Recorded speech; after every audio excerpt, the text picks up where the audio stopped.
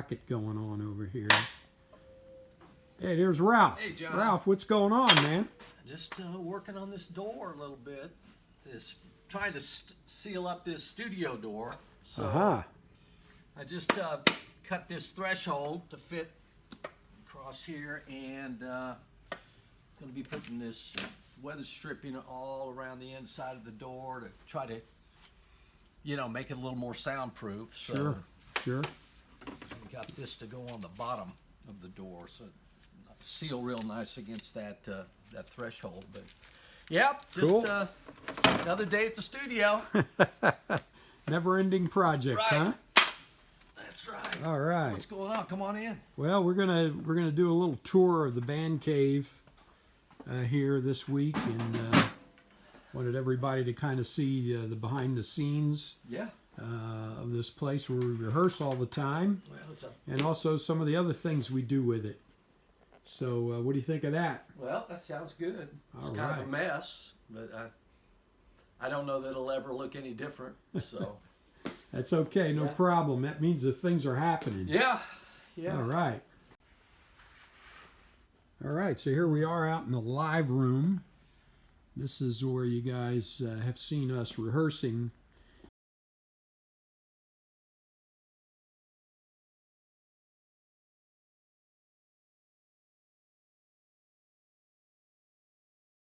So Ralph, what do you want to tell us about this room? Yeah. Well, this is the last thing I've been working on, is getting these sound panels up around our window and everything, and I've got some some stuff here to kind of organize all of our mic stands and all of that, and just a pile of old gear over there, but.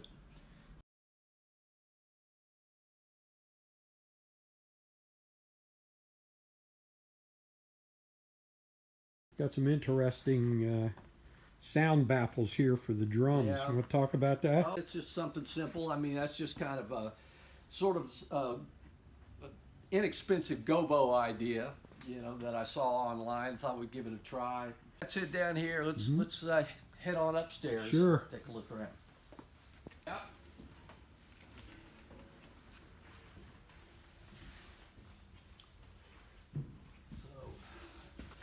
Yeah, this is the kind of place to take a break and have we a have. snack or something, And You guys will notice have a we have our meeting. band meetings up here during rehearsal. Yeah. Very cool. Well, this is a very cozy area up here. I see you got a bass fiddle there in the corner. Got a bass fiddle. Any story about that? That wasn't Elvis's bass player or anything. No. Well, that's right. Paul McCartney's got that one. Yeah.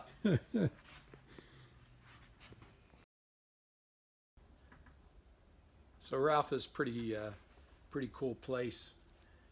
I know from a band's perspective, it's an awesome place to rehearse, and I know that you put a lot of work into this, and you had like a vision about this. Why don't you tell us a little bit about how this all came about? Yeah. Well, I guess I know, but in the house that my wife and I live in, I was lucky to have a spare room in that house, and I built a little studio in there that I've used for, over 15 years, I guess. And so, and not only would I do studio, mixing and that type of thing in there, but would have some band practices as well in a very, very compact space. But so with retirement coming on, I wanted something a little bit nicer with the idea of expanding my musical endeavors in retirement. So my wife and I, we were looking for a new house with the idea of downsizing. And I was thinking that probably what I wanted to do was build a little building out separate behind the house and have my studio and practice space out there. And, I never did price all that out, but as you can imagine, I mean, it would be a pretty expensive thing to do. Absolutely. So The other thing was that when you're thinking about downsizing, a lot that could accommodate a house and a outbuilding of certain size, and you're trying to downsize, those things don't go together. That generally means a big lot, you know, to have a lot big enough to have another building. And so that was just the opposite of what we were trying to do. So, I mean, I was having no luck finding something that would, you know, would fit what I wanted to do. Yeah.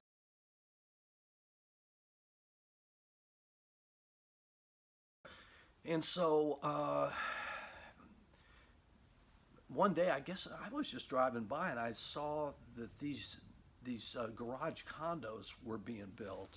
And just for the heck of it, I stopped in and met the guy that was the developer and began to kind of think about this. And I didn't just jump into this or anything. I mean, it was probably a year from when I first saw these units to when I finally bought this. But you know, continued to look for property and all, and with this in kind of in the back of my mind. And the more and more I thought about it, the more this made sense. Because if I could take that building a building on a lot out of the equation, it was going to be easier for us to find something that made sense for downsizing.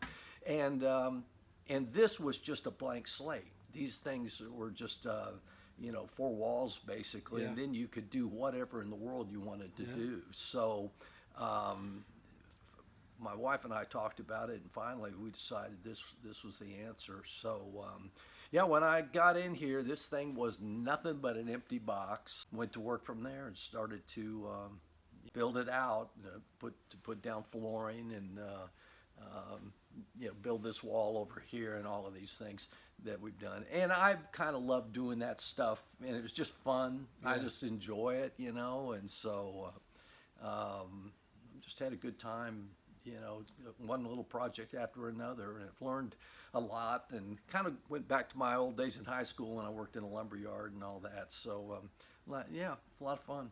Well, first of all, kudos for getting the wife to agree. Yeah. That's major. It wouldn't have happened any other way. That's big time, man. But then also kudos for really turning this into a really awesome space. Not only cool, but it's very comfortable. And besides the workspace downstairs, which is plenty, you know, size-wise and everything perfect, but this nice little lounge area upstairs and all. And then you've got the recording control room downstairs, because this isn't just a rehearsal space. That's right. This is also a recording studio. Yep. And that's something you've been doing for a long time. Yeah, that's right. So how did you get into the whole recording bug? How did that come about? And how did you get started? Yeah. Well, it goes back 25 years. Okay.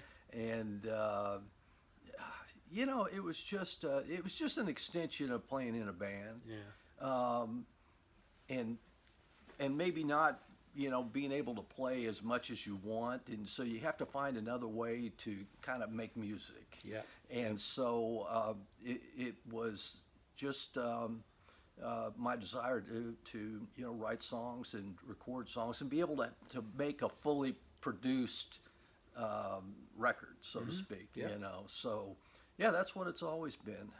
It started, you know, with modest equipment, and it's grown, you know, from there. I mean, it's still pretty modest as far as the equipment I've got, but it's gotten better and better over the years. Well, we were able to you know, complete and mix a full album and get it released. Mastered and released. So that all happened here. That's right. Which is very cool. And I know you've expanded since then. So I'll tell you what, why don't we take a break? Let's go downstairs. Let's just have a quick look at the control room. And I think another time we'll get together and we'll get a little bit more into the recording side of things Okay. here. So Yeah. what do you say? Let's go down and take Sounds a look. good. All right. So we took a little spin around the band cave and ended up here in the control room with all the really cool gear that's in here and the recording setup that we're going to get into in more detail in another episode. There's a lot of things we could talk about in this room. Yeah, we've spent a few hours in here. A few hours? Yeah. Yeah. And I think you've spent a few dollars too. Yeah.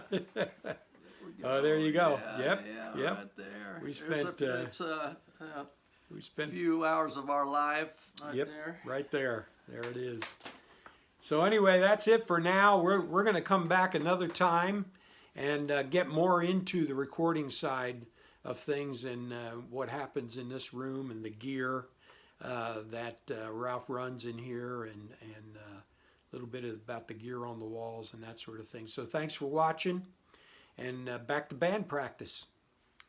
Let my love come to your rescue. Let my love carry you away. Let my love. What does the band keep in its fridge?